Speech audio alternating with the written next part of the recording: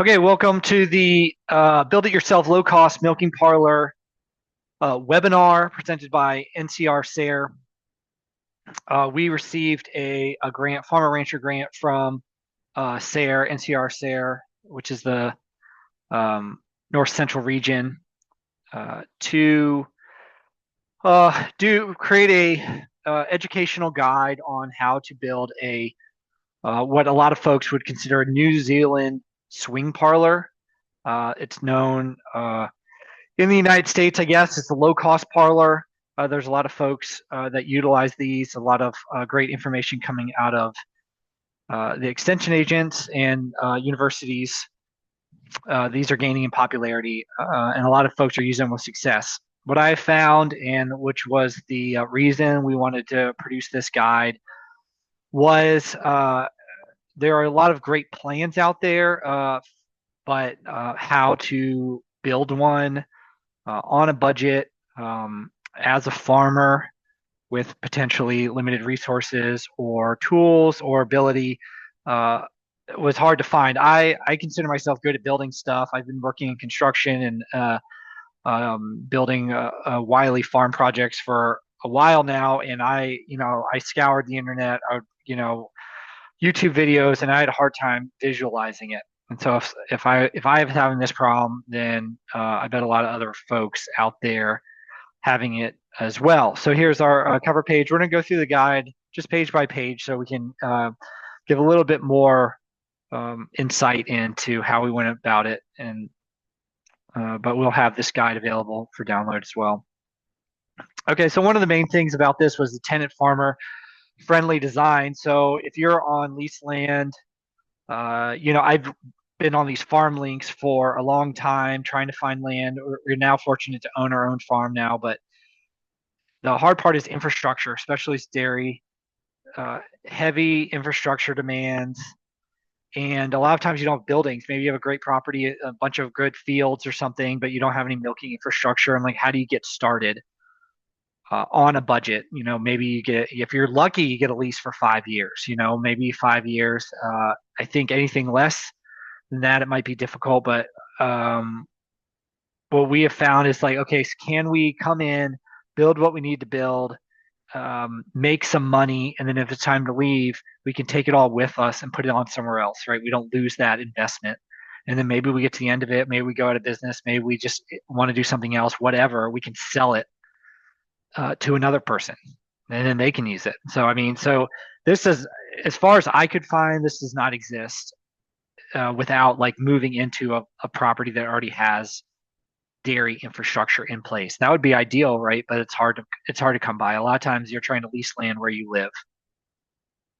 So that was a real important goal for us, was to make it so you can take it with you, you can build it, you can take it down, you don't lose all your money in the process. All right. So the contributors, so our farm is called North Sky Farm. We're a grass-based dairy farm. We are originally from Virginia. We milk these Dutch belt cows seasonally. And there was a barn that we built essentially a stanchion barn in. We had these we got some stanchions. We put them in there. We cut a little gutter, and that worked great. Although the barn was like, one, we had a landowner that was okay with us utilizing his barn in that capacity, and two, we were and are, I guess, young and physically able to work in a stanchion barn. So anyone that's milk cows in a stanchion barn knows how hard it can be. Um, my name is Travis Hurt. Been in sustainable agriculture for since 2009. Started growing organic biodynamic vegetables and have worked for dairymen and ranchers kind of all over the country, and doing different stuff.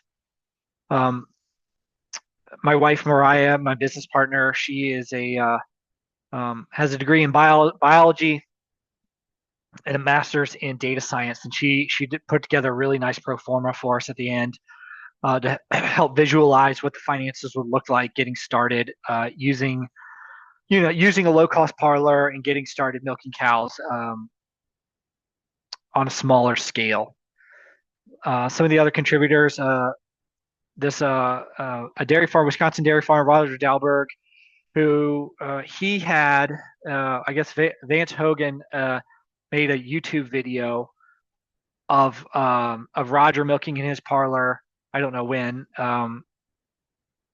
15 years ago maybe, and I mean that was the real. I mean that was the inspiration for this whole thing. I don't know if that video is still up, but Roger's parlor. We went and visited him up at his farm, and he gave us a tour. And I think that was like, that's the dream. I think that's a low cost parlor at its very best. And so we'll show you some pictures of our visit there. Um, Mr. Weaver up in New York, he's a dairy farmer, and at the time he did have a contracting business where he'd build these parlors for folks. Uh, he was super helpful, showing us, explaining kind of what his thought process is, and where to buy some of these things. And then other folks that helped us build it, just a rotating cast of characters that you'll see in the pictures, that we couldn't do it without them. So we want to thank those folks. Okay, so our grant, it was funded by SARE, NCR SARE, getting big milk at a small dairy, milking parlor construction guide for herd chairs, creameries, and those bootstrapping on rented land. And so I think that's who this is for, who that I want to help, who I, am. And so what our goals, we had three big goals: complete portability. So maybe not, this could be used in a pasture, like dragging around a pasture, milking out in the field, but really that you can take it, build it on a rented farm. When you're done there, you can take it down. You don't lose your investment. Low cost. Our goal was to bring it in at a budget of under $10,000. In this day and age, I don't know. It's hard to do it anything less than that, especially with dairy. Kansas State Extension, and this might be an old number. I don't know. They listed their low cost parlor as 90 grand. So if that's low cost to you, then that's great. That's not low cost to me. And then excellent cow comfort and safety for farmers. So a lot of folks will look at this and be like, "Oh, you could build a stanchion barn for less than that, or whatever." One, I think it's harder and harder if you're not in Wisconsin or the Midwest to find stanchion, or probably New York or in Vermont, to find cows for stanchion milking. So if you're just gonna go out and buy cows, it's hard to find. Two, if anyone's known that you're trying to hire folks to milk in a stanchion barn, you got to train the people. The cows got to get used to them. And for me, it is, you know, if you have that skill and you're used to it and you have the setup and you can find people that will um, bend down and squat down right next to a cow's leg, more power to you. I have found it difficult um, to do, and I think folks are kind of like scared of it. Even if you have docile cows, it can be very intimidating. And I've talked to some folks, and they say um, they like milking in a parlor, and they're kind of scared of milking next to cows in a stanchion. And it's just younger folks finding people to transition to help you. So for me, having a successful business is having folks that can come and help you, and so making it as easy as you can for those folks. If you just have hardened farmers out there, then more power to you. It's been difficult for me to find um, folks that to milk in a stanchion barn. And so the objectives of this is we want to create a do-it-yourself construction guide. The dimensions, the design, the principles. This was made by folks smarter than me, and I'll get to the folks that we cited. This is for a construction guide, so you can take their research and how to build it. If you look on YouTube or the internet, there's a bunch of farms that have made these, and they're just, without welding or a lot of design work, I can't figure out how they did it, and they're all different. So I wanted to make something that a new farmer, an old farmer that with limited time, skill, money, they could get some friends together, or their family, and they can build this thing and get into business or continue to be in business without breaking the bank. And it's not like we're shutting down operations or bringing in welders or a big dairy outfit.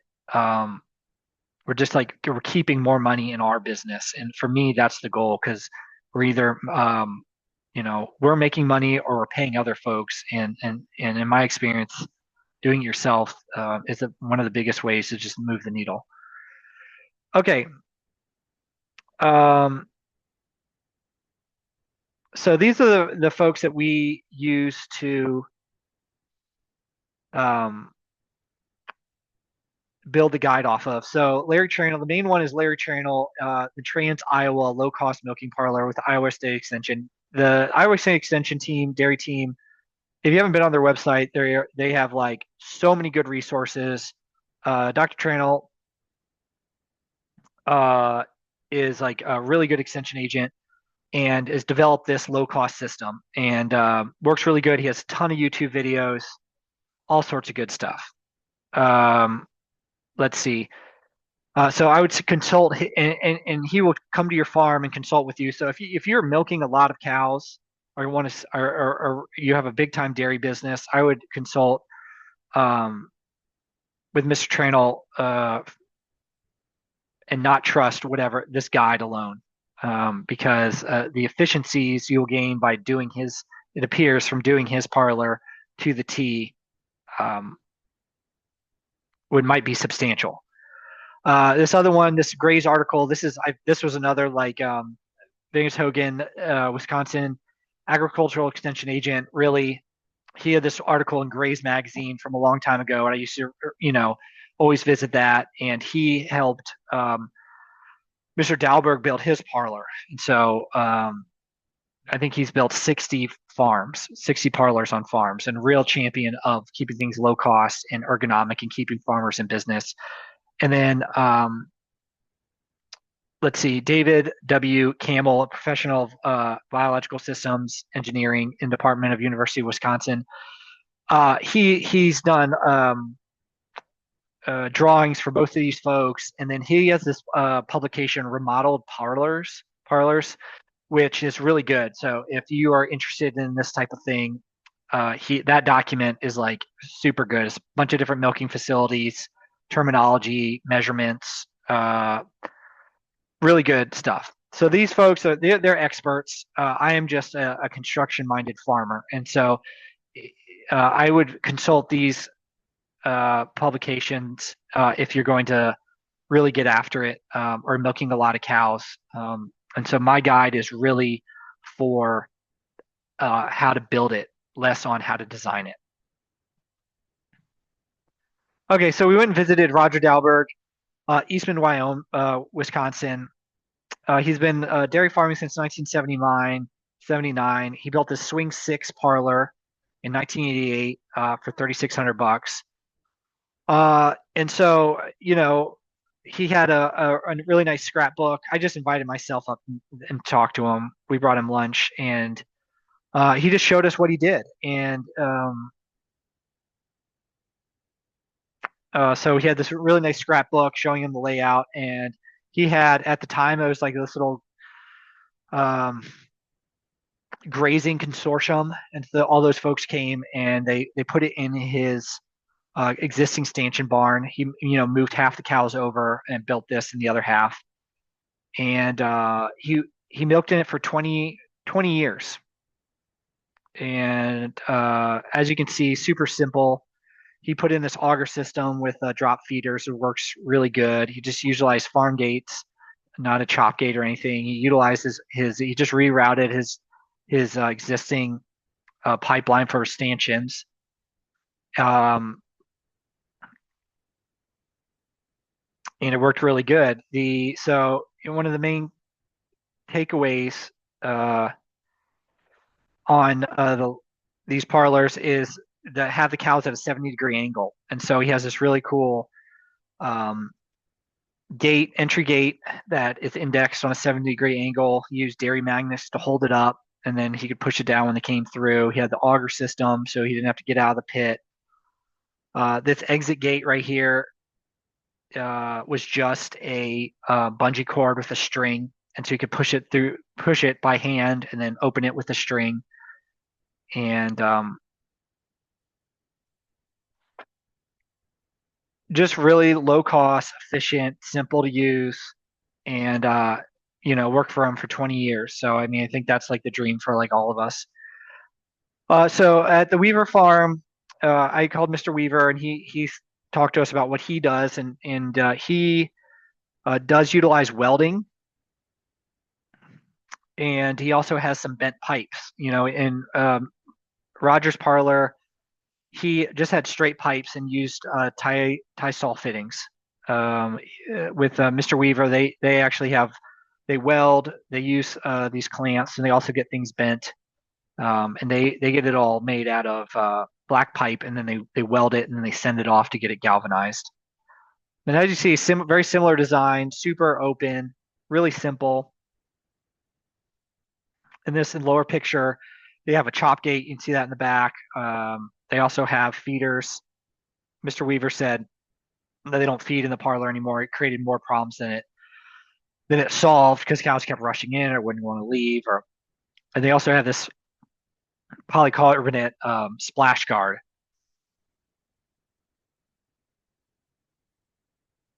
As you can see, similar design. We visited a dairy farm up in Viroqua, Wisconsin, and I lost those pictures unfortunately. But he had a home built parlor, similar design. He welded a bunch of his. He had that skill. You can see he used blue plastic barrels for a feed trough. You can see there in the back, he has just a normal farm gate that it looks like he built, and that just swing, no chop gate. And he milked successfully in that for I think 10 plus years. So this is the Trans Iowa Parlor. Again, contact the dairy team at Iowa State Extension. They do a really nice job. And so this is what Mr. Tranel and Dr. Campbell put up, and it's like a really good schematic. It has all the numbers you would need, all the dimensions to do the math. But looking at this, I had a hard time visualizing how to do it, and so I think going to see the Dalberg Parlor and talking to Mr. Weaver really gave you an idea of like, okay, how to build this thing. Because if you're looking at it like this, it's a little intimidating.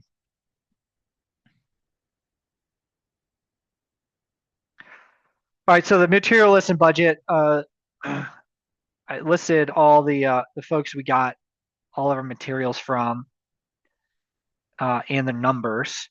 And so a lot of these are tie stall clamps, where we source things. So we try to do it is for the guy we try to buy stuff is where other folks could get it. So Menards, Lowe's, Fleet Farm, Amazon, Blaine's Farmers Fleet. These are regional businesses, but you could get them anywhere. Home Depot. Some of these other tie stall clamps, there are folks that make them kind of all over the country, but you may have to mail order those.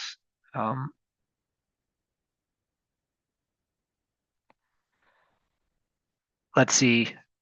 So this is our budget, all of our components went through. I tried to be super specific because a lot of information out there, if it's not specific, like how do we know how to build it? How do we know how much it costs? And for someone who's getting started or thinking making a drastic change to their business, these are important. These are important numbers for me.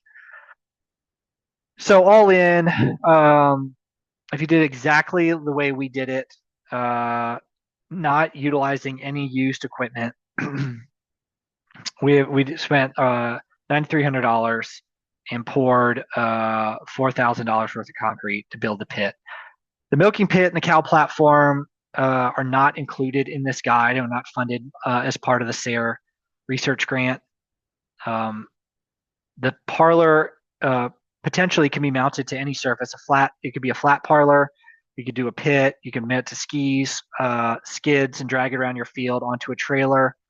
If you wanted to do that, we found that for ours, we're going to pour a concrete slab and do a milking pit. I think that's the most efficient way to probably do it. And we did document that as well, but that is not included in this webinar.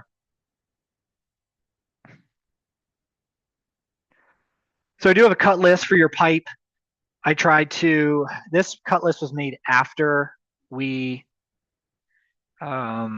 after I already built it, because before I built it, I didn't know much to cut or what to cut. So we did it kind of piecemeal as we went along. However, after I had all the measurements, I tried to make it efficient as possible. So we ended up having to buy more pipe because didn't do it as efficient as possible. This would build, if you cut everything like this would build the parlor we built. However, we have a mixed herd, jerseys mainly, and so we and our pit size may differ from what you have in your specific um, space constraints. We did our 7 foot high. If you're putting it into your existing barn or something, you may not need it 7 foot high. You may want it higher. Um, and so, or if you're utilizing used pipe, so if you could utilize used pipe, you would save a bunch of money. We bought all new pipe, galvanized pipe used in chain link fencing, 1 5/8. And we'll get to that, but this is the cut list. I tried to make it so if you wanted to, I think with this cut list, if you had someone cutting and assembling, you could get it done in probably like you could probably get it assembled, the whole thing assembled in one day if you really got after it. So we tried to make that important so you could come in, take it down, put it up, and you're not losing a bunch of time. All right, so now we're going to get into the construction guide, which is really what this webinar is for. So we're using 1 5/8 SS40 pipe. SS40 is what's used in like chain link fence. It's similar to Schedule 40. It's lighter. It's stronger. They say. Anyway, it's chain link fence top rail is what you're going for. So we just had it delivered. If you're not a contractor, these chain link stores don't like to sell it to you, so it might be hard to find, but you can do it. I also found that if you get the top rail from Menards, it's not listed as SS40. However, it was pretty robust. So you want this thing strong. I think that's one of the main thing. You don't want it. You'll have a bunch of cows pushing on it, and you don't want anyone getting hurt. So when in doubt, this is almost farmers always do this, but when in doubt, overbuild. So they come in 21-foot lengths. That's how they come. They came in a bundle. We unloaded it with the tractor skid steer, but if you didn't have that, you got it delivered, you could probably just unload it by hand, and just the driver would probably get pissed off, but you could do it. So we had all our fittings. And this is our outline. You can see we are on our cow platform, and we just unboxed everything and trying to figure out how to put it together. So we just laid out our pipes, we laid out our fittings, make sure we had everything, try to visualize the build. But there's so many fittings, that's nice to do. Even if you kind of have this guide, you could just put them where they need to go. Some of the tools you'll need, tape measure, Sharpie, a pencil, maybe a speed square, definitely hearing protection, eye protection. And when you're cutting this pipe, you have a couple options. We use the Sawzall reciprocating saw with a metal blade. You could get by with just a hacksaw if you're just getting started on a budget. I also have a hand bandsaw, which is a really nice tool to have, but you don't need it. And when the blade got dull in that, I didn't have another blade, and so we just switched the Sawzall, and that worked well. These red ones from Home Depot cut through it like really well. All right, just a little safety. If you're not used to cutting pipe, don't have your hand right next to the pipe. Unlike wood, it can bind and jump and skid and stuff. So keep your hands away. You can use your foot, get a helper. Even if you're using the hacksaw, go ahead and get that hand away from there. If you get really into it, it can bind, you'll jump out and cut you. So safety, I have found, is to be like, number one in building stuff and farming. Just like try to be safe out there, people. All right, so the first thing we got going is cutting the legs. So they're 21-foot pieces, so we just cut them at 7 feet, 84 inches. If you're trying to cut square and you have a hard time with it, you could use the speed square. It doesn't work super well in a pipe, but I have a hard time cutting in a straight line if I don't have a line. So we cut up 3 pieces which would give you 9 legs. That ninth leg will get recut, and that's in the cut list. So don't worry about that. Okay, so we are starting into the fittings. So most of these fittings that I bought, at least, it came with the bolts. Some of them used a carriage bolt, which has a little square that fits in, so you don't need to hold the both sides. If you do need to hold both sides, you need a wrench and a ratchet, or we have um, we used to impact ratchet. This battery powered one by DeWalt worked really good, but you can just use a hand ratchet and a wrench, um, and works great. The permanent marker works better than the pencil. We found it hard to see. And whenever you're marking and things, you want to be consistent of um, what you mean with your mark. So, if your marking is like this is the center of the fitting, this is the top of the fitting, just be consistent, because if not, if you have multiple people helping you, it may get confusing and your numbers get off. And once you put the fittings on, you can move them around, but it just starts to get kind of a pain to move everything around. So you start with I call this the walls. They're not really walls, but it's just the outside frame components. Um, Part of this design is the feed trough, and the feed trough is a culvert, 18-inch culvert, plastic culvert. They come in 20-foot sections. So uh, it's you can't use that culvert unless you want to buy two and get the splice and the whole deal. Um, so what I would do is a 20-foot parlor. That's what we built. You can go longer. You can go up to 21 foot. If you wanted to splice it, you go even longer than that. Um, so uh, we just measured at 20 foot and started to assemble with that. And we left the ends run wild in case we need to change this. And of course, we were working through this. We didn't know how it was going to go together. So some of these pictures may look out of order. It's because we did it and then had to redo it because it didn't make sense. And all along the way, everyone that helped said, "Why don't you just do this? Why don't you do this?"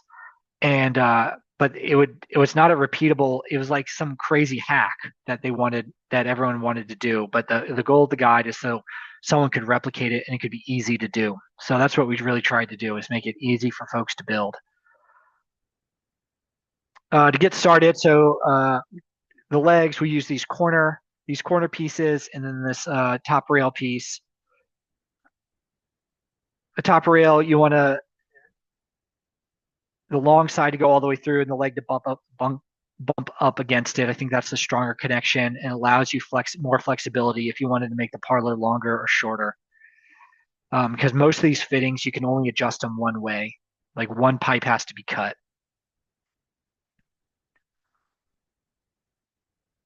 So this brisket rail is at 32 inches, and that seems about right even after testing.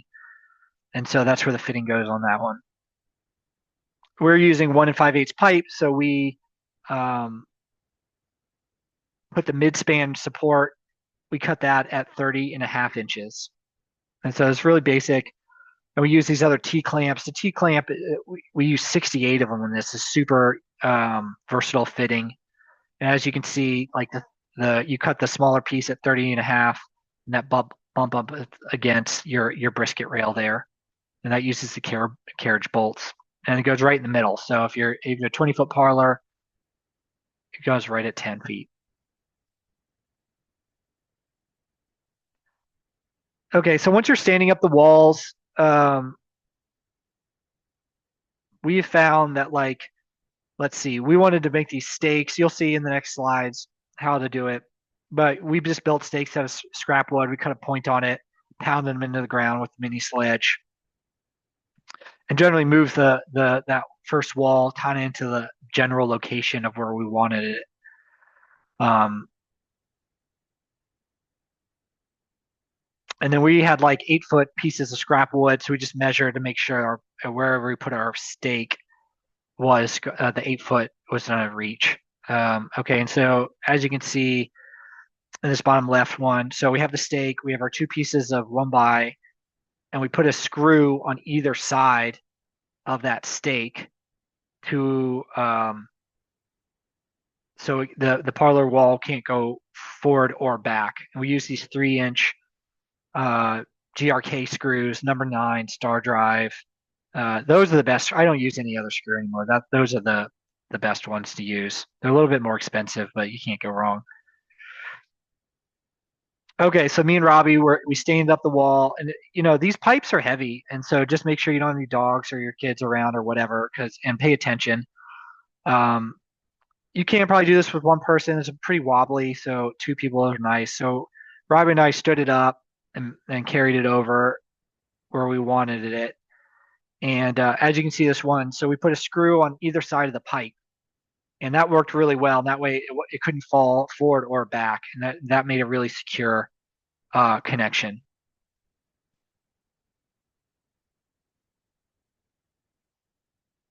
Okay, so you can repeat the process on the other side, and as you can see, that first picture, we got both of our outside walls up.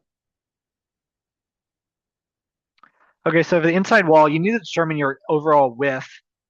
Um, and so we have this pit, we have a cinder block, we have a little bit of an overhang.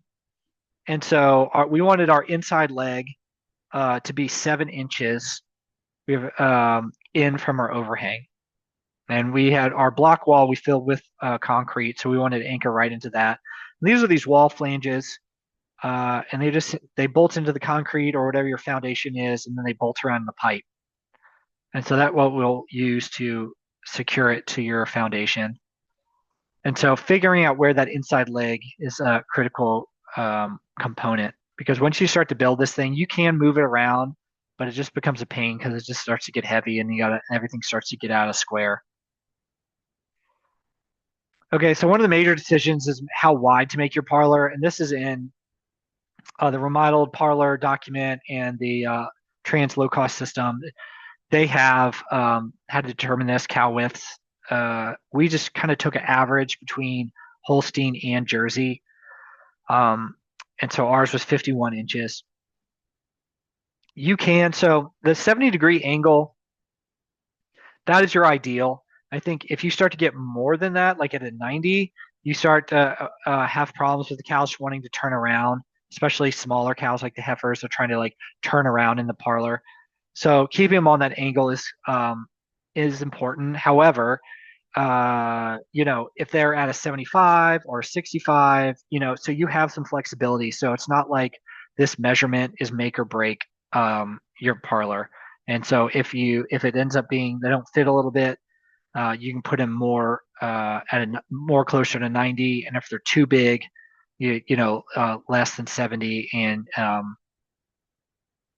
it should work. That was um, Mr. Dalberg's recommendation is, we're just trying to get the cows fit in there and to be comfortable, and it's not the end of the world. So our overall width came to 177, and so as I was saying, you got to cut one of the pipe in most of these fittings, and so the width pipe is the critical component. The length you can adjust it, but the width you're gonna have to cut your pipe, and so you want to think critically about that. And I just would draw it on a piece of paper, a 1.5 for the pipe, and the distance, and 1.5 for the pipe, and just really take it slow until you figure it out. Because once you cut it, you could always use more pipe, but you don't want to waste it. So we came out to 177 and cut our pipe, and then with the walls secured with the bracing, it was really easy to stick them in. One person can stick one corner in, go ahead, stick the other one in, and bolt them down. Of course, when you're dealing with overhead, just please be careful with the pipe. My dog Ted kept trying to sleep under it, and if one of these hit him, it would have killed him. So just be careful. Okay, one design consideration with the top rail width um, as you're planning your parlor. So with the swing parlor, the cows back up into the rump and kick rail, and so there's a lot of pressure being pushed on those. Uh, if you are going to walk, like say you don't have a pit, you're going to just do it on a slab without a pit, potentially milking the cows between their back legs may not be the most efficient for you. You could do something like this. It's like these surge walkthrough parlors. They were popular in the 60s and 70s. And you see that picture on the left. You kind of milk them at the side. He is in a pit, but wouldn't have to be, and it may be a little bit more ergonomic for someone to kind of squat down and milk them from the side, just like in a stanchion barn. Only it'd be more of a parlor system, and then you wouldn't have to have so much cross bracing between in the pit. You'll see as we go through it, the cross bracing without the pit would get in your way walking up and down it. But if the cows weren't pushing on it really, you wouldn't need that cross bracing. So this is just a potential as you're thinking about your design. Is potentially have the cows coming kind of a walkthrough status like setup, and then you would still be probably more efficient than a parlor, and potentially you could have a smaller footprint. So if you're building this on raw land or something, or wanted to have a smaller footprint, this might work for you. Also, mobile milking, this would work really well because you could drag this thing around the fields if you're interested in that. Those type of hijinks.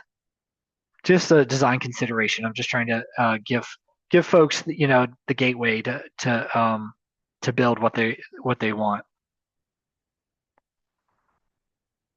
Okay, so we're putting in our top rail width.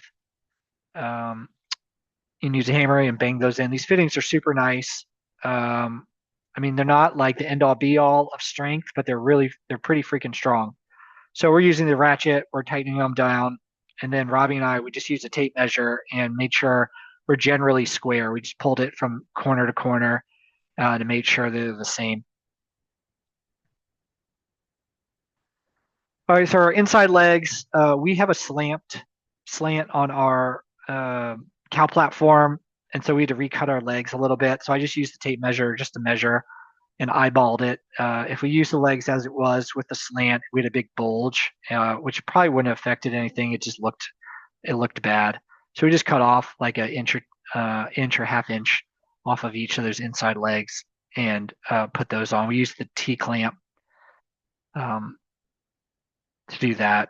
Using a ladder with the pit, we had to use the ladder, but no big deal. And then, when putting these inside legs, you can either like put them at the bottom and level it up for your top measurement, or measure from the top and measure down. Either way, as you go, try to be like keep things level and square because it just makes things easier because when you get to the end, everything's tightened down and you have to go back. It's just kind of a pain.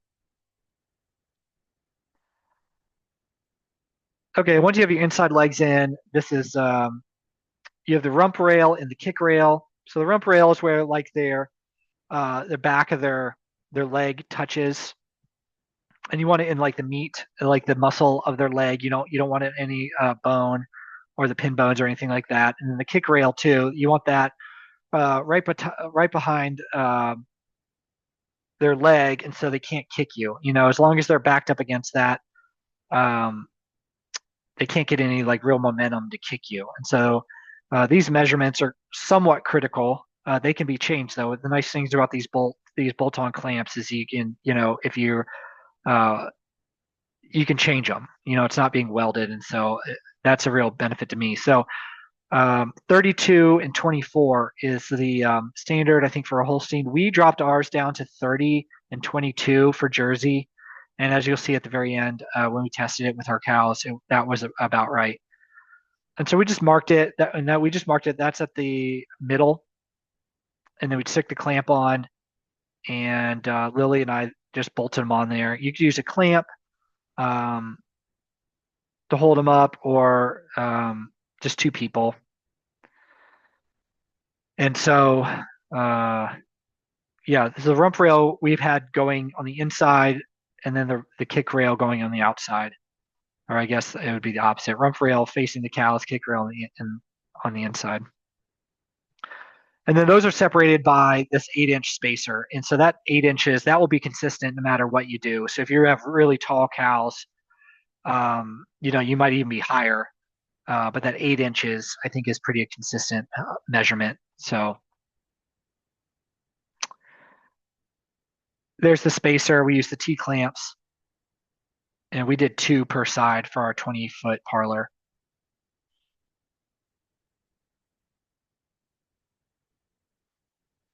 Okay, so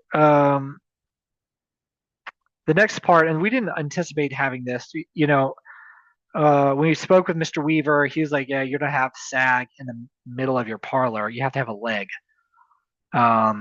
if you're using this 1 5/8 pipe." And so I really didn't want a pipe, a leg in the middle, especially with workers' fingers, hands, cows. I wanted to be completely open, and so this was really challenging to figure out. Um, is this floating leg component? And that's what you see in the right, but I will get to that. I have a whole section on that. But one thing we ought to think about here is this mid-span supports. And so if you hook it right to uh, the rump rail, um, ends up being a little, on our pit, it was a little too short. So you'd hit your head on it. So what we had to do is move this mid-span support to the right here. We had to move that up onto the legs, and that way you get it high enough so you don't hit your head. And this is what I'm talking about. If you had a flat parlor, you would not be able to walk up and down it with these supports in your way. So you might have to get creative. If you don't have the pit, you might have to get creative with that. Okay, so to extend our rump and kick rails, you can get these nice splices. Those work really well, these fittings. Or you could, what we did is we had this extra well pipe, 1 inch well pipe, and that slid right inside, and that worked really great. Avoid a fitting. And then we extended ours out, and the 1 inch pipe doesn't work with these 1 5/8 fittings, and they don't really make a 1 inch fitting. So we just use some washers to kind of like um, make a little spacer so it would get tight, and that worked fine. And they were nice and snug. Okay, so the upper pipeline support rail. So if you have a milking pipeline, the stainless steel, uh, this is where they would go. And so it needs to be high enough for at least our parlor. You can see in the lower right. For our parlor, it comes down the pit and then crosses across the cow platform. So it needs to be high enough that you don't hit your heads and the cows don't mess with it. And so we just did ours 3 inches below our pipe. I think it's at 67 inches. And it's just another rail up top with some support.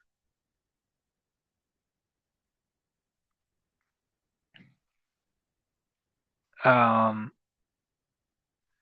and as you see that we left that foot sticking out from the 21-foot pipe, we just used to support our PVC line. We just have a PVC line.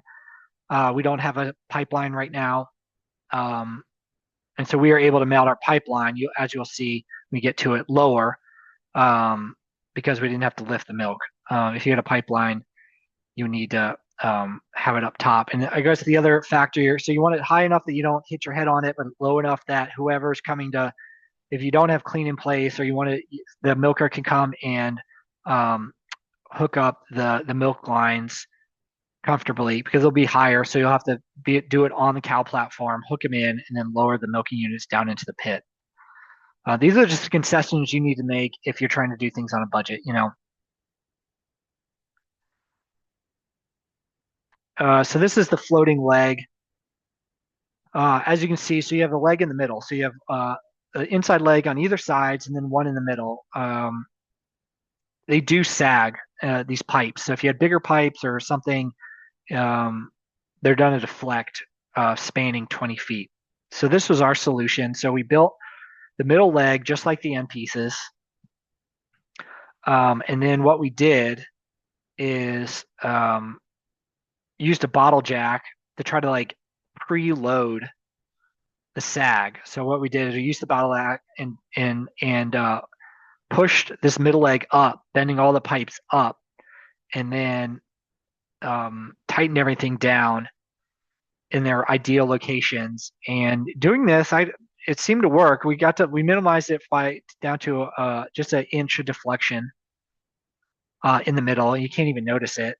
You can only notice it when you pulled a string across. And so that was good for us. And then we used just ratchet straps to move things around. Once the all your clamps and fittings are on, even if they're loose, they're kind of hard to move around unless you take them completely off. So we use straps and you can kind of pull them and get them exactly the way you want, making sure the rump rail and the kick rail are at 32 and 24 in the middle. And then we cut off the bottom. And so now we have an unobstructed, we have no leg in the middle where someone might get pinched, or you don't have to work around it, or if a cow does kick, your hand's not there. And so that was really important to me, and we were able to figure that out. That was hard to do though.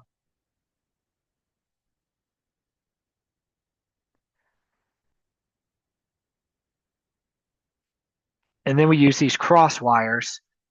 So this is fencing wire and inline ratchet strainers, and we created an X. We did two loops, one around the pipeline support rail and then one down by the rump rail.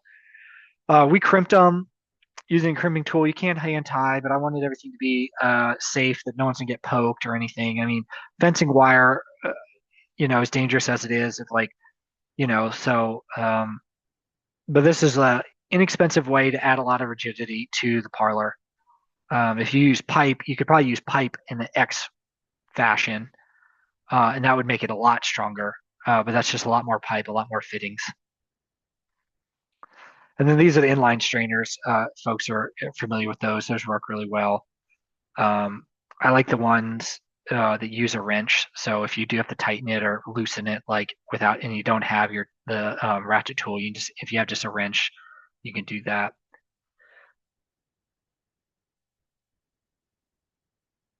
And that gives you a little. You can kind of see the floating leg there. So yeah, so the fencing wire adds a lot of rigidity. There's just some more pictures. Try not to cross the fencing wire. The high tensile is really great stuff. It is brittle though, so if you put a lot of tension on it, it's crossed, it could break. And then this bottom picture just shows the middle leg. I don't know why that one just seems more confusing, but it does. So it's exactly the same as either side. Um, it's just not touching, it's just not anchored at the ground. So you see you have the T fittings, the cross rail fittings, and just kind of explains it a little bit better.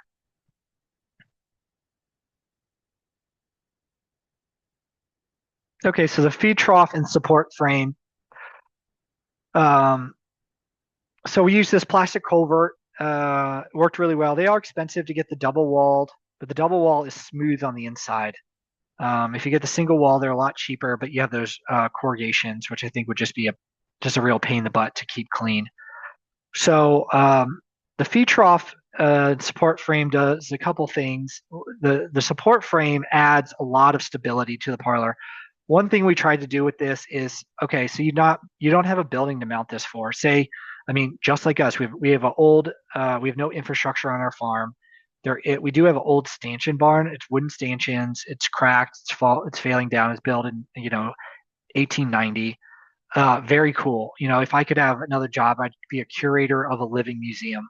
But because I love that stuff. But it's just not what we're doing. So this is a completely freestanding parlor, meaning it's not connected to any building. So trying to get it rigid was challenging to do. And so this is part of the design, is having this. So you're not going to feed in the parlor. You would still need to do the support frame, because it adds more connection to your foundation and more rigidity to this outside wall, which is, without it, can wobble. So once we got enough of the frame constructed, we took down our support pieces, our wooden supports, and then we built this support frame. So same as the brisket rail, they're 32 feet long, so 32 feet high, 32 inches high, this outside rail. We use T-clamps on all of it.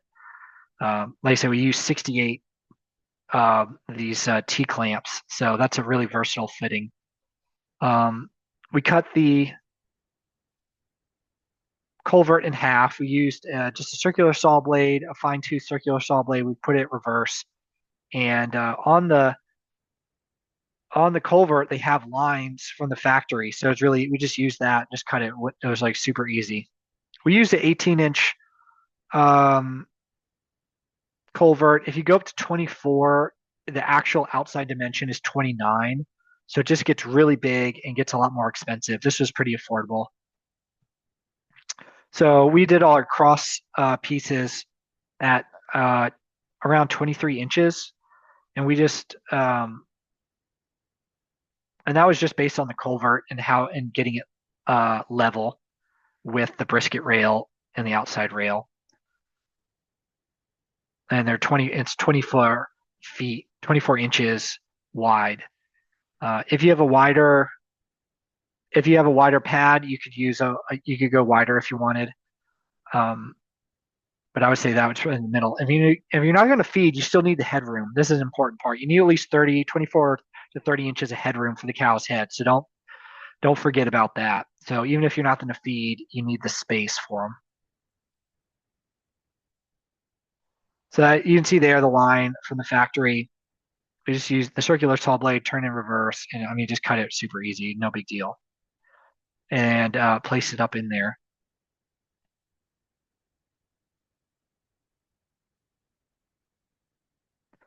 So since we have an 18-inch pipe and a 24-inch space, you can see there is some room. We pushed the culvert all the way to the back, so the cows had more room. I think if you push it forward, it might get awkward for them to try to eat out of it. And then you'll see at the end when we tested the parlor, that worked really well.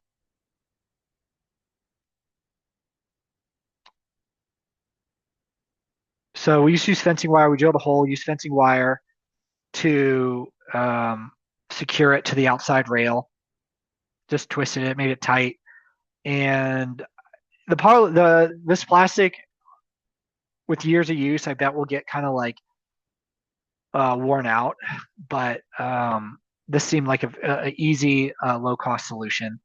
Those corrugations will probably get filled with just grossness. I don't have as of right now, we don't have a good solution on how to fill those in. But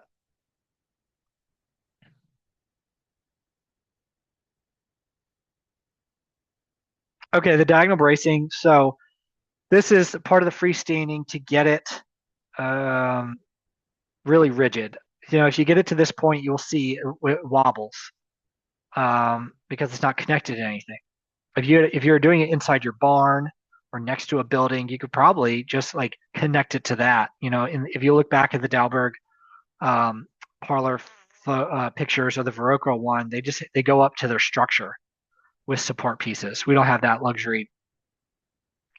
So we're doing diagonal bracing down to the outside of our feed trough rail.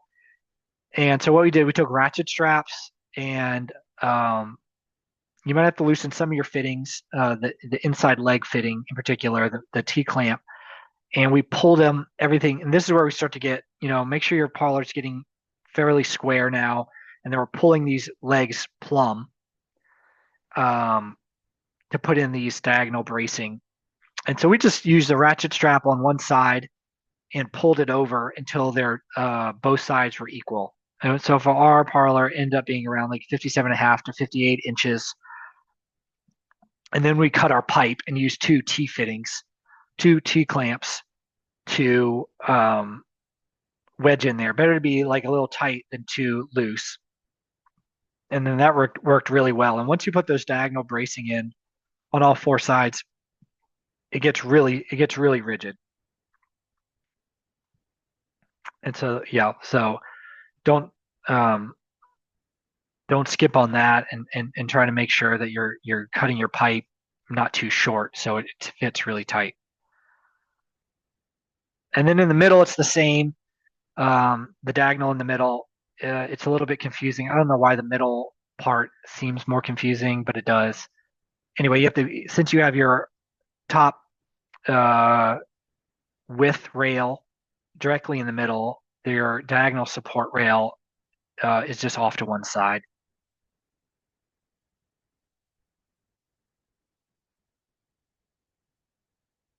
Okay, so when you're anchoring to your foundation, like I said, you could use it. We did on concrete. You could probably get away. You know, if you're working, if you're trying to work within state regulation, getting away from concrete will be really hard. I mean, I guess you could do some like epoxy over wood or something, but an impervious floor is what they want. And so any sort of like pasture-based system, like dragging it around or on a trailer or something, may just be difficult.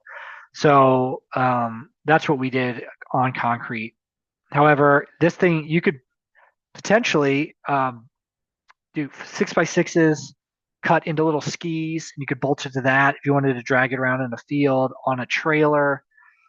If you're operating outside the confines of regulation, there's a lot of cool stuff you could do. Um, a note on the concrete: I don't have much experience in concrete. Me and Henry, we poured that whole parlor.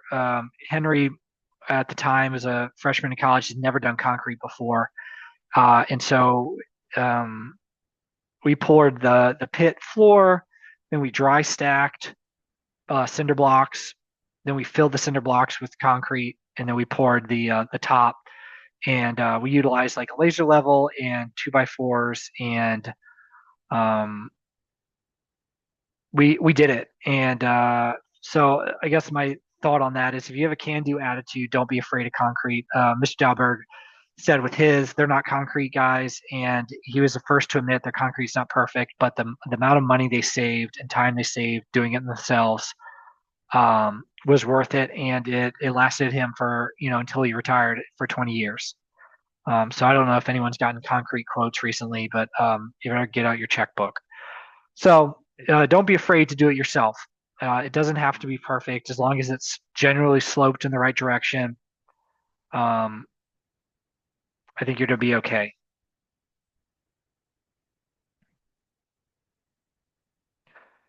So I have this Bosch uh, hammer drill, which works really good. You can rent these at your hardware store. I think Home Depot and stuff will rent them as well. If you have this like a DeWalt normal drill with the hammer feature, that might work. We use these 3/8 inch anchors, expansion type anchors, and that might be really hard if you just have a little drill to drill in the concrete, especially if your concrete's hard or old. Um, so I would just rent it or borrow it. We got a new bit, so it went a lot easier for us. Use the shop vac. We vacuumed out the holes. These expansion bolts work really well. You just pound them in and then tighten them down. But just read the directions for whatever you're doing, because this concrete anchors, most of the time you get one shot out of it, and if you do it wrong, you got to fix it with either epoxy or you got to use a bigger screw or whatever. So just read the directions and just go take your time, and you'll be successful. And so we just marked it first, drilled it, um, put in the anchor, put on the nut and the washer first, then pounded it in, and then tightened down the leg. And that worked really well. They're super secure.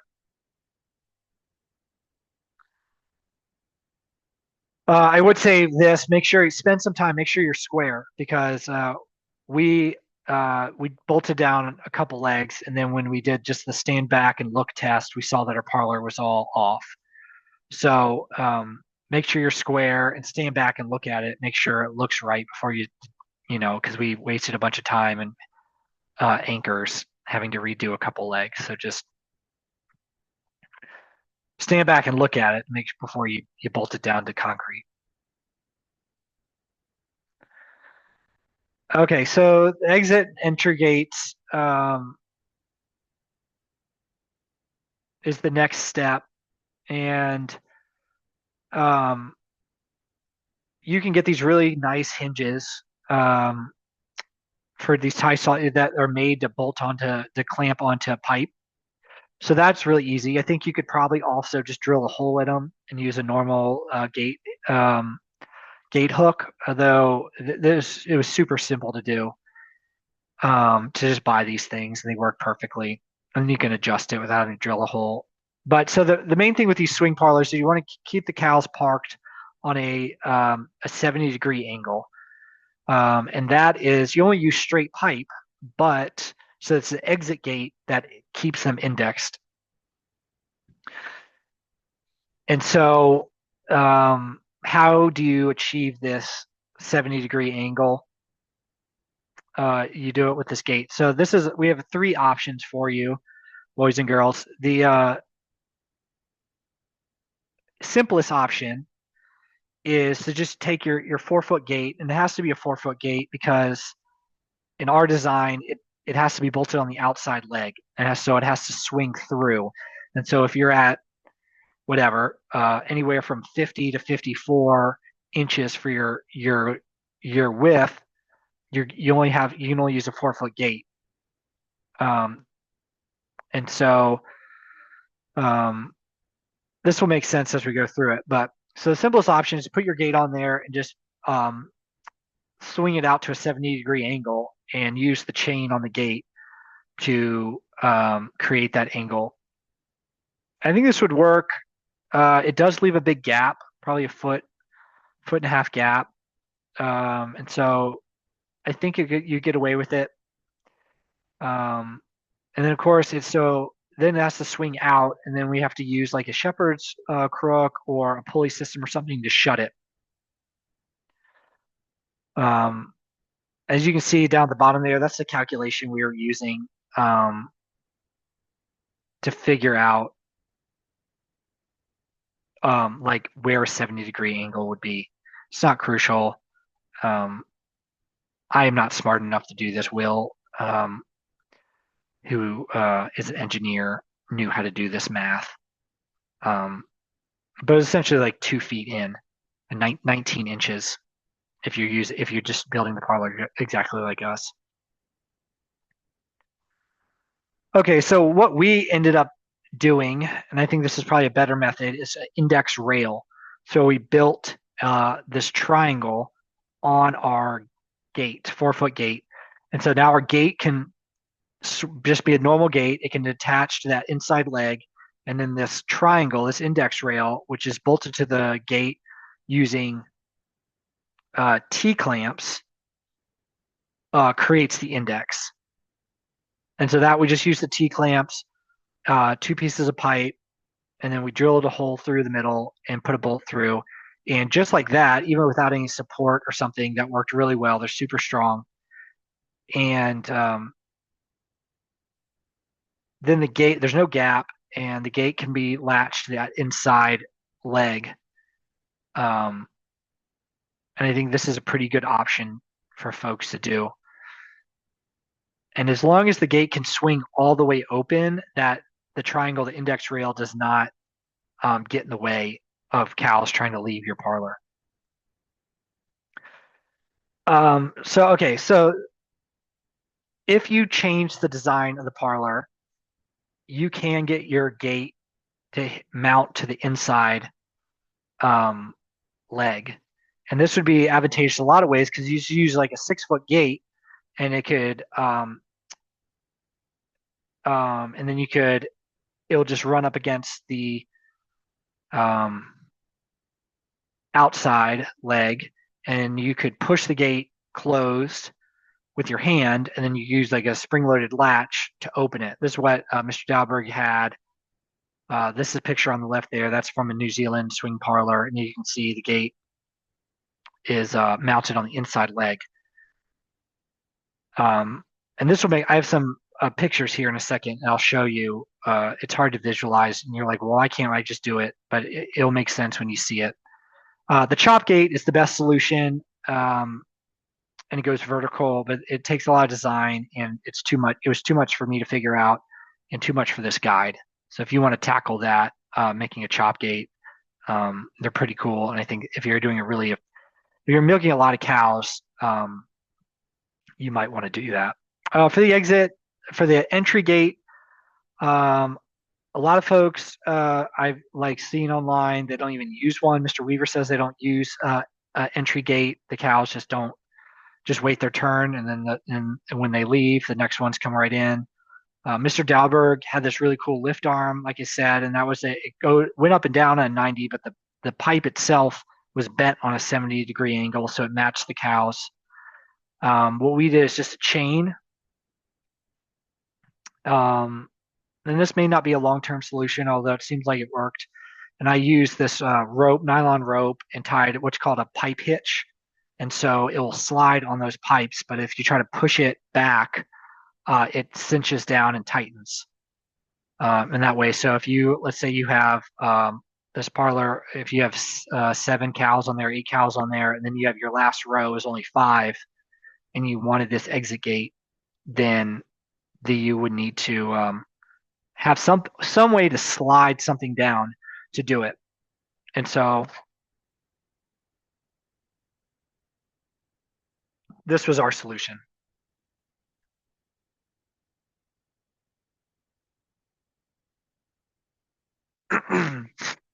Okay, so gate options here. Chop gate, we did not discuss.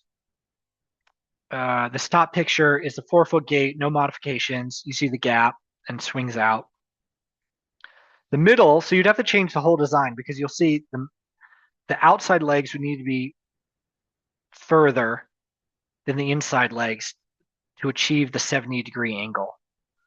And so that's why you would need to change the whole design.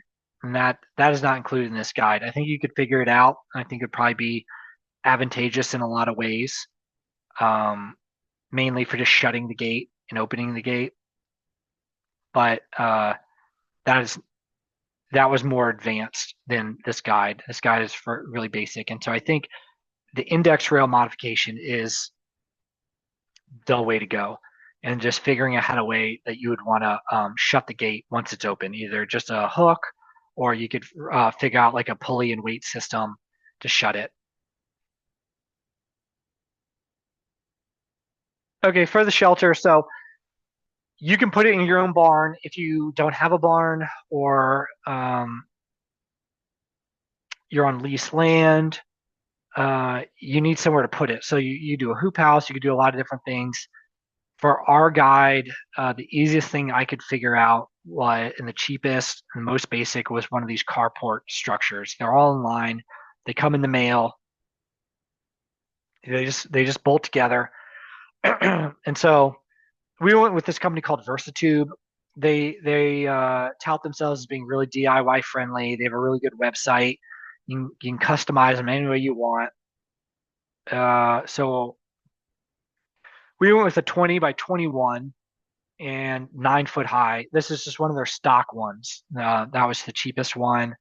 This is one of their stock ones, and that's what we wanted. We wanted 20, 20 by 21 by 9 is what we went for, and that worked perfectly. It was, I would say, a little short. So I have this in there. The 21-foot length is actually only 18. The roof covers 21 technically, but the structure itself is only 18. And so with the gable kit, and the gable is like the end wall on your roof, that comes over right over our parlor. And so as you see, we did a strip curtain. And so it's just not, the parlor does not fully fit inside the structure. And that would be really nice if it did do that. So, but then I went online and saw, I was like, okay, well, could we get a 20 by 24? And if you go to 24, it's just a lot more expensive. And so it just, you don't make the decision based on your budget. If you have your own farm, potentially just, you can go for a bigger structure, or you try a hoop house. There's a lot of different ones out there. I think this was like the easiest. They mail order it. And Will and I, we put it up together in a couple of days, and it went really well. 7 foot high, our parlor fit in there perfectly. You'll see. Also in the structure, it wasn't known if we needed to enclose the sides. We ended up enclosing the sides for a number of reasons. One,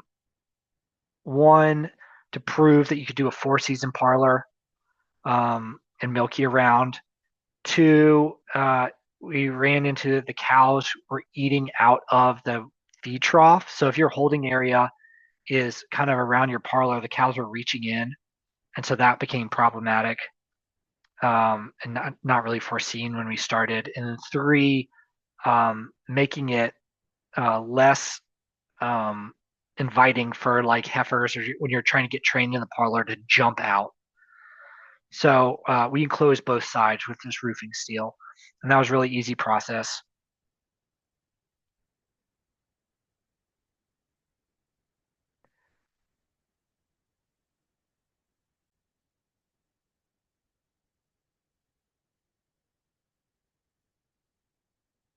Okay, so there's the design considerations. There's a lot of ways to skin the cat, but you'll see the pictures, and I think this is a good way to go.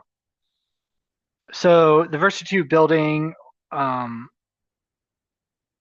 comes like on a pallet. They get delivered. There's a lot of companies out there that do that. I think there's a lot of local companies that will come and build these things for you. Um, and so I just had Will started in on it by himself, building these trusses. He worked on a half a day. I came in and started to help him. So we got this all up in one day with just an impact driver. And they come. It comes with all the screws and everything you need. It all fits together, and it was just an easy way to do it. Um, and we just built it in place. And so I think this would be cool. You could, with this shelter, mount it on skids, as you saw in like the cover photo, and drag it around with your Parlor. You would have to do some considerations to keep it from racking, but I think it could be done if you were trying to do pasture mace milking. So here, right here, I don't know if you can see that that is what that is the gable, and you'll see in these pictures that it just it that falls right over these outside legs, and that was if it was a little bit longer, if the that would have been better. Uh, So we do get some snow here in northern Illinois, and a lot of these buildings they're really cheap if you don't need the snow load, and the steel itself goes horizontal, and you don't need these purlins. They're a lot more affordable. This one, the guy really recommended, the salesman recommended using the purlins on a vertical and using the steel on a vertical orientation for the snow load. Um, it was my hope to do this with a tarp, which is also we got the purlin, so we could try to do it with a tarp. Once we had it up, it came clear that it really wasn't going to work. If you wanted to use a tarp and not steel, I think you need more purlins and like a really good tarp. It was just like it seemed like for the expense of the good tarp versus the steel, steel was just going to work better, especially if you're going to be four season. If you're doing like just seasonally, maybe the tarp would work and you could save a little bit of money. But so we installed this whole thing with the impact driver and a ladder. Um, with the pit, we needed a longer ladder to work around it, but it was no big deal. Um, it just goes to go with these self-tapping screws, and you can see there in the upper right, we had to put the walls up, and that was just some steel. The stocks, we just bought the stock steel and just screwed it on to those um,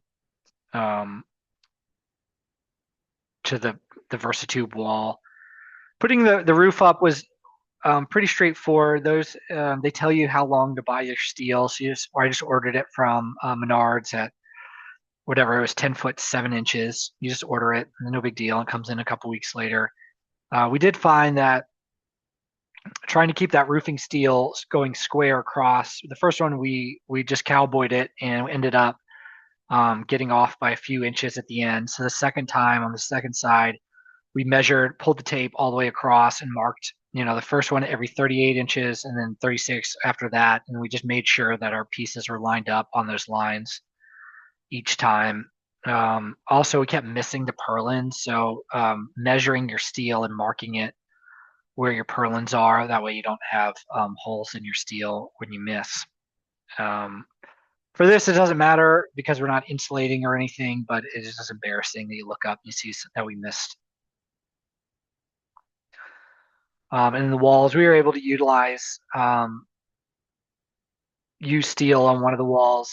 But I think for wind and rain and stuff, I think, and then also our holding area, keeping the cows from eating out of it, it was worth it. Potentially, you get away with doing just like partial or chicken wire or something if you wanted like it's a 3 season parlor. So right here you see Will putting up. We did this PVC clear roofing along the gable because the parlor the structure is higher. Um, the blowing wind and rain, if you're trying to demonstrate a 4-season parlor for folks, um, I think that's a good option. We did the clear one because it's cheaper, and two, it let a lot of light in. If you're gonna move this parlor around on skids, you probably need to use steel because it is really brittle. But so far, it's worked really well and lets a ton of light in, which is really nice.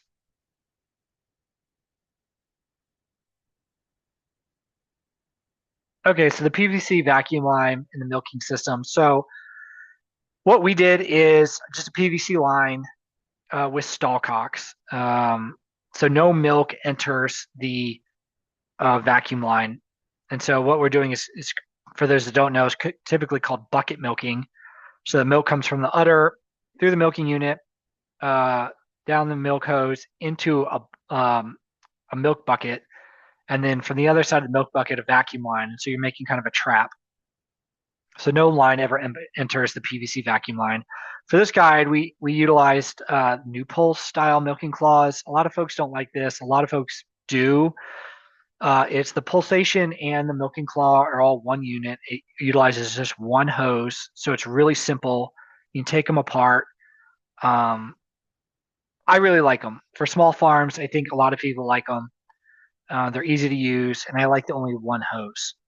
Uh, so they come with they can get a washing unit with them. So I think they're pretty sweet. Uh, we use a 3-inch line, PVC line.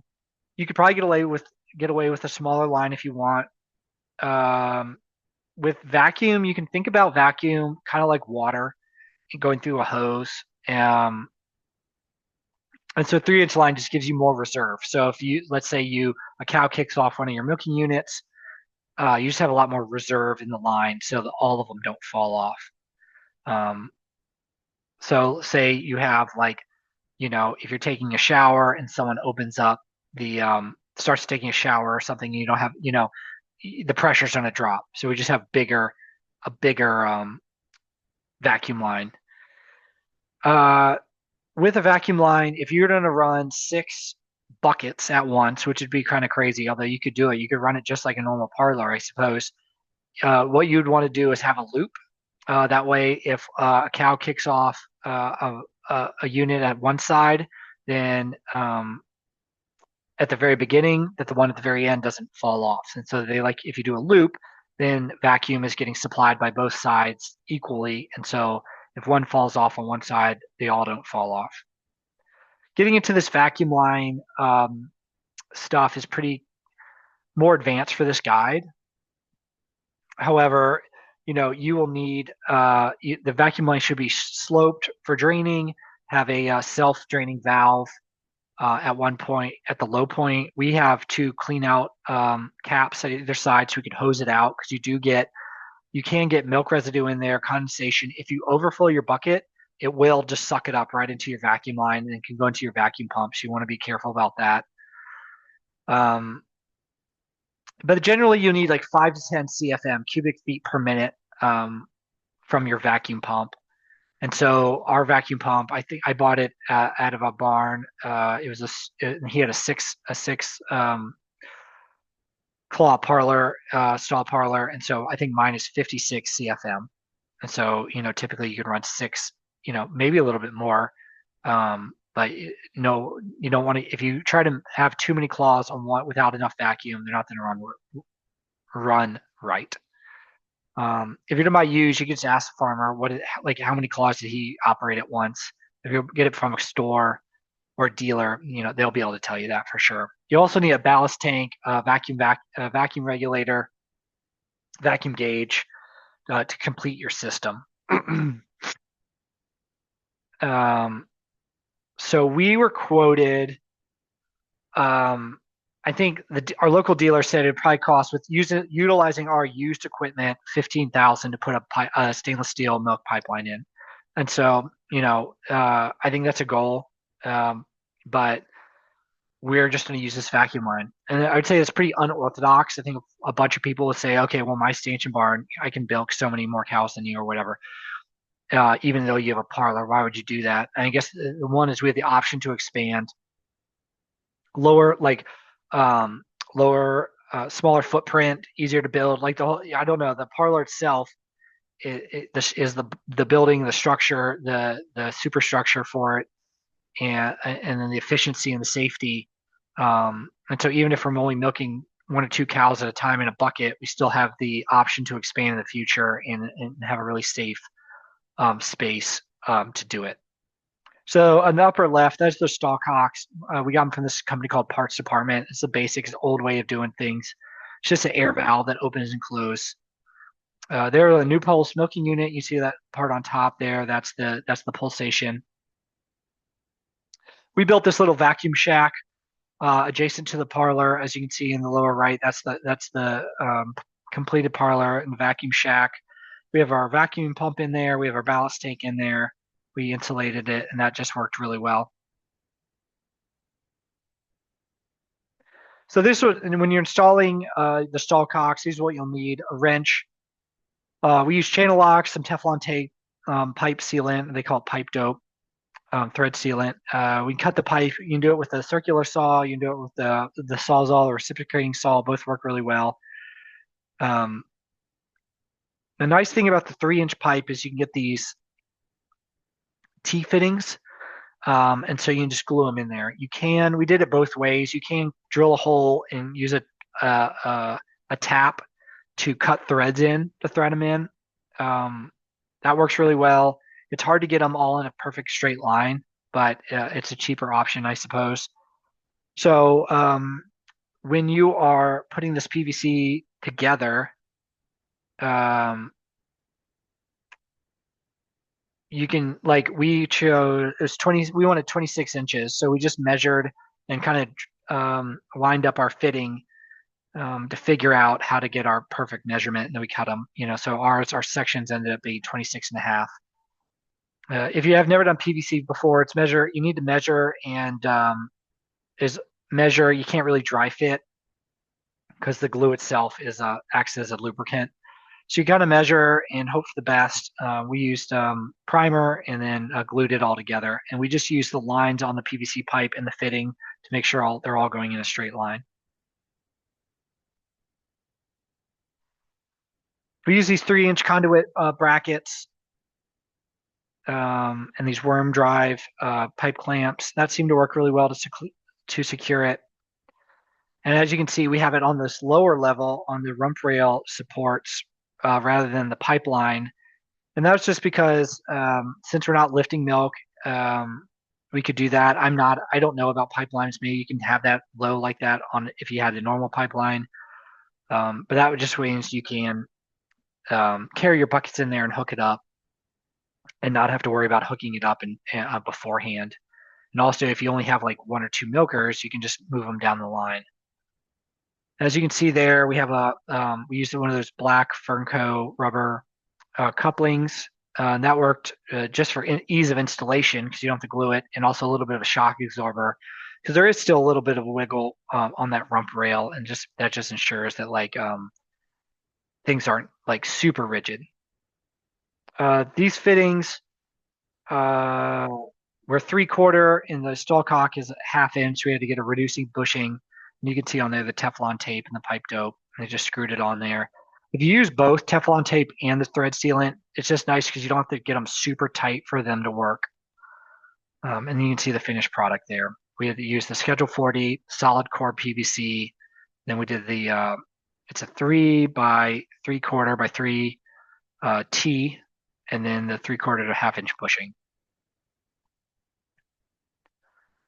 You can see there the clean out with the end cap. And so we can take those apart and hose those out.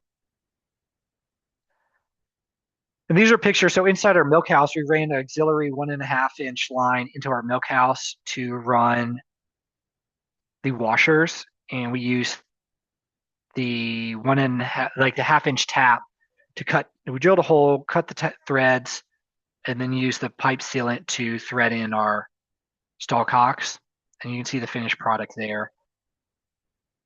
And I think I have a picture. Oh yeah, so there are the new pulse washers, and they just They're really simple. They just suck it out of the sink back into the bucket. It's a really simple system, and they just run off of air. So if you had a mobile vacuum pump, you could wheel it into your parlor. You could milk. You could wheel it into your milk house or wherever you're cleaning your stuff, and hook it up again. This is a really easy, simple way to get started. You can see there our setup. We have a garden cart with our milk bucket. We have an air hose going to our PVC line, and then our new pulse milker. And we have two of those. And yeah, so is it super efficient? People think of a parlor, oh, it's super it needs to be super efficient, but are we uh, safely milking cows and on a farm that with no milking infrastructure? Uh, yes. I don't know. You could probably build a little stanchion system and save some money, but we can expand. I think if we put a pipeline on and we want to expand, then this thing would be ready to go to milk as many cows as we want. The I think we have on there, we have 6 stall cocks. The parlor could hold 7, I think. And that last one we could just put in at a later date if we wanted to. So this parlor you could get maybe more in our calculations, 7 cows on each side, so 14 cows on the platform at once. You could feed them in there. So if you're milking 7 cows or 14 cows, you get them, all of them on there at once, and they could be munching away, and you could go through just like a stanchion barn and milk them, 2 by 2 or whatever. If you had 2 people, one person to get buckets back and forth, that would work. We have the garden cart, so we can put our buckets in there and we can pull it up to our milk house. That way you don't have to carry them, and it seems to work really well. Like I said, the local dairy supply company quotes 15,000 utilizing our used equipment to put in a pipeline, and so that's a lot if you're just getting started. So this is our way of getting started.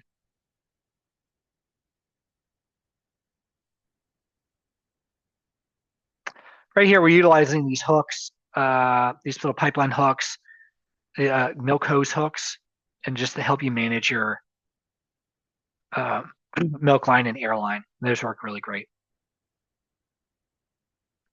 Okay, the lighting, we just went on Amazon. We got the shop lighting. The LEDs are like so readily available now. I remember like even 5 years ago, I feel like these LEDs were not as available.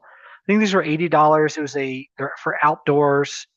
They're covered LEDs. There's like they're 100 feet long with 10 lights, and Will just zip tied them on there, and it's really bright. As you can see that bottom picture, it's super bright. Shadows are a big deal in these parlors. We really want to minimize shadows. I think we have plenty of light. They say on the directions with these lights that we got, you can hook up to 3 of them together. So if we wanted, we just buy another set, and no electrician needed. We just run it from an extension cord out from the barn, and we just plug it in when we come out there, and it's super, super bright. So having an electrician come out or, getting these fancy LEDs, I don't think is really necessary anymore. If these wear out or break, you just buy a new set. No big deal.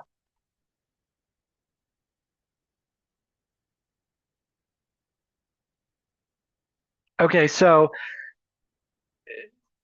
to make it a 4-season parlor, so folks can milk year round, or in the rain in the early spring, the idea was floated. Okay, how do we make it a 4-season parlor without getting crazy with framing and more steel and doors?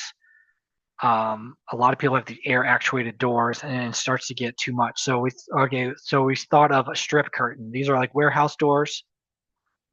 There's a lot of companies out there that want to sell you these things. I've contacted a couple that end up being the exact same company, just under a different name. And so just buyer beware. We got a quote. I found these uh, on Amazon we built this for more than half than price than quoted from these companies. Some of them it was a quarter of the price. This is since we're outdoors, we went for the 12-inch wide, 0.012 thick material. This is what all the companies were quoting. And they came in rolls of 100. I got them off Amazon. we did 100% overlap, which is really just like um, a strip every 6 inches. Just doing the math, that was the easiest way to figure that out. So they're kind of like butted up against each other and then one on top, if that makes sense. And so we just cut them to, I think the gable came down to 8 foot. So we cut them at 8 foot. And then when it dropped down into the parlor, we cut them at 11 foot 3 or something or whatever it was.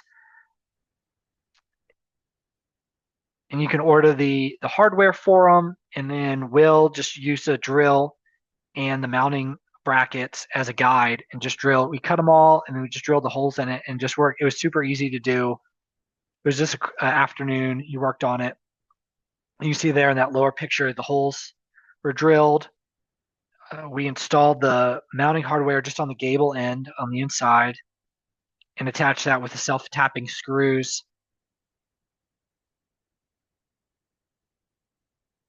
You see there, a 1 inch 12 gauge. That's what we used for the roof and the sides, the steel. We had to trim one of the brackets. They come in like 8 foot or 4 foot sections. So we just had to trim one with a sawzall. That worked. Just used a sharp blade and cut through that. So this is the unforeseen problem. So our shelter was too short. So it's 18 feet long. The parlor's 20 foot long. And so that gable comes down, and so the strip curtain interferes with the rump rails and the PVC airline. So we had to trim our strip curtain around it. If you had a longer building, it would just hang down. The whole thing would be inside. The whole parlor would be inside your structure. So just be aware of that. Will was able to use scissors and a razor blade to cut it around. It didn't seem like it messed with the strips too much. I think if you get too thin, they start to twist, but he did a good job. And it really keeps the snow and the wind and the rain out. It's not perfect, but if you put we have one of those like propane like blaster heaters in there. You put that in there before you go out there, and it really takes the chill out of the air. And I mean, you can't. It's not insulated, so it doesn't heat it long term. But just for short term, just cutting the wind really helps. And you can see all the cows out there. You can see what's going on, and it lets a ton of light in, and just makes for a really nice experience. If the wind is blowing, they flap around, so probably not ideal for keeping cows like not scared. But once they get used to it, hopefully they calm down. And then there at the bottom picture, you can see how it looks from the front, and you can see that the working around the parlor pit, we just had longer sections that hang down, and that seemed to stop the wind up by where the feed trough is, because the building's not long enough. It hits the feed trough, and so they're underneath the feed trough is open. I think we could take some scraps and like enclose that a little bit, and then come springtime, we just take the whole thing off. We could probably bring a pallet up there with the tractor. We'll load them all up, stick them in the barn, and then come up October or something, put them back up. And then that way you can keep the airflow, and in the summer, in the spring, in the early fall, it can just be a really nice, really nice open airy parlor. One other thing, so with this strip curtain, the gates won't swing with the strip curtains hanging down. So you'll have to work around that. I think if you are only milking a small amount of cows, you just have to manage that. I think a chop gate would solve this. If the building was longer, this wouldn't be an issue. I think this is just a unique situation with us with the smaller. We'd never built this before, so I didn't anticipate this. So you may just have to get out, come out of the pit, move the strip curtain, open the gate, shut the gate, put the strip curtain back down. Okay, so operational testing. So I brought the cows up. So as you can see that they're pretty wary of the strip curtain, and you see me up there. I filled it full of hay for them, and they walked right up. You can see on that upper right, that's the kick rail seems to be about just right at 22 inches. Right above their hawk there, they can't kick. If that's right there, that's what you want. And as long as their leg is up against that kick rail, uh, they can't get a lot of momentum to kick you. So that seemed about right. So dropping it down 2 inches, I think, is about perfect. And then this bottom picture, you can see the feed trough being pushed back all the way. There is that gap between the brisket rail and the feed trough, but that allowed for a more ergonomic way for them eating. My fear was if you push it forward, then they would be like kind of like crunch, like flexing their necks to try to get down into to get the feed out of it. So that was, I mean, again, that corrugation will get filled with like gross stuff, but I don't have a good situation, like a good solution for that. So far, it's worked well. We only have a small, we're a micro dairy now, so we're only milking 5 cows. As we expand, I think this parlor will be like perfect size. If we max out at 30 cows, let's say, well, 20, well, each side holds 7, that's 2 turns. You have 7, 14, 21, 28. And that'd be great. If you're doing more than that, I mean, a swing 7 or 8, I think you still milk a lot of cows. I think Mr. Dalberger's milking 45. I think it's super efficient. They talk about getting in and out of the parlor as one of the biggest slowdowns. So I think having an auger system for the feed would be helpful. The chop gate potentially is helpful. The swing gates with the index rail, I think if you rigged up a really nice like pulley system with a weight, you could operate that. I've seen that done a lot, and I think it would work well.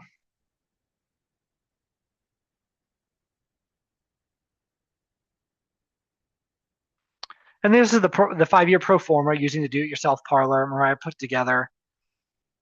We'll have this on our website. You could download it and use it in Excel. I included it here. You can do it by hand. It's just not as convenient. But she kind of goes through how to fill it out, and you can put in your costs. Of course, there's a lot out there by extensions that are probably more in-depth. But for folks just looking for something simple to do the math and seeing what your how it looks for over a 5-year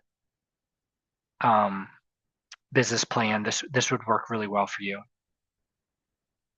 She has everything: hay, cows, grain, how much you're getting per 100, or you can convert to gallons. You have employees, if you have folks, other costs you can set in there. So this is really nice, and it can show what your net income would be, your gross revenue, and then what your net income would be, and keeping your costs low, such as this parlor. So okay, let's say you built exactly what we did, and you're coming in at 10 to 15,000, and you're off to the races. For me, that feels pretty good. Spending more, 50, 100, some of these parlors, 150,000. I mean, if you ever looked on like the Dairy Master YouTube channel or anything like that, I mean, they look awesome, but I mean, like, how do you get started with something like that? And so that's it for the webinar. I really hope you got something out of it, can use the guide, if nothing else, just as inspiration to launch